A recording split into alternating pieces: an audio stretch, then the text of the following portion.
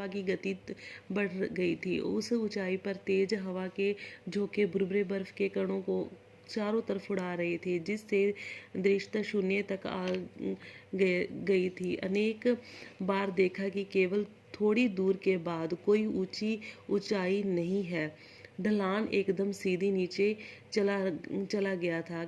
बछेंद्री पार कह रही है कि दक्षिणी शिखर के ऊपर हवा की गति बहुत बढ़ गई थी और उस ऊंचाई पर तेज हवा के कारण जो बर्फ तेज हवा के झोंके के कारण बर्फ के जो छोटे छोटे कण भुरभुरे कण जो है कहते चारों तरफ उड़ रहे थे और उन कणों के उड़ने के कारण जो है दृश्यता शून्य मीन जीरो हो चुका था, कुछ नहीं नजर आ रहा था। अनेक बार देखा, केवल थोड़ी दूर के बाद कोई ऊंची चढ़ाई नहीं थी। कहते बछेंद्री पारकरी हमने अनेक बार आसपास देखा, परंतु थोड़ी जो है ऊंचाई तक ही चढ़ाई नजर आ रही थी, उसके बाद कुछ नजर नहीं आ रहा था। ढलान एकदम सीधी नीचे चला गया था। मेरी सांस मानो रुक गई मेरी सांस मानो रुक गई थी। मुझे विचार कौंधा की सफलता बहुत नज़दीक है। 23 मई 1984 के दिन दोपहर के 1:07 पर मैं एवरेस्ट की चोटी पर खड़ी थी। बछेंद्री पार कह रही कि मेरी सांस मानो रुक गई थी। मुझे विचार कौंधा मीन सूझा कि अब सफलता हमारे नज़दीक है।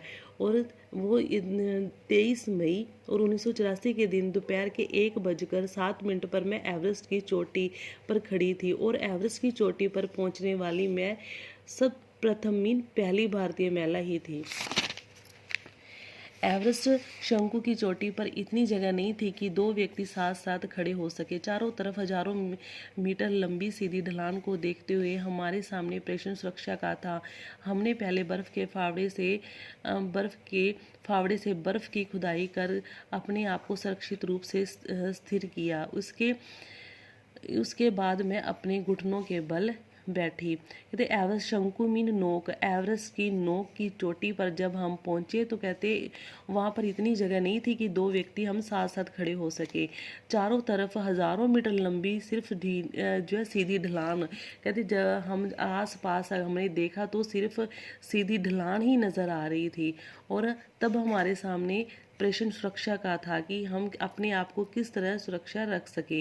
हमने पहले बर्फ के फावड़े से बर्फ की खुदाई की ताकि हम वहां पर बैठ तो सके। अपने आप को सुरक्षित रूप से हमने स्थिर किया। इसके बाद फिर बछेंद्री पार कहती मैं घुटनों के बल बैठ गई। बर्फ पर अपने माथे को लगाकर मैंने सागर माथे के ताज का चुंबन लिया। चुंबन मीन स्पर्श किया उस सागर माथे के ताज को। कहते फिर मैं बर्फ पर अपने माथे को लगाया और सागर माथे के ताज का मैंने चुंबन लिया।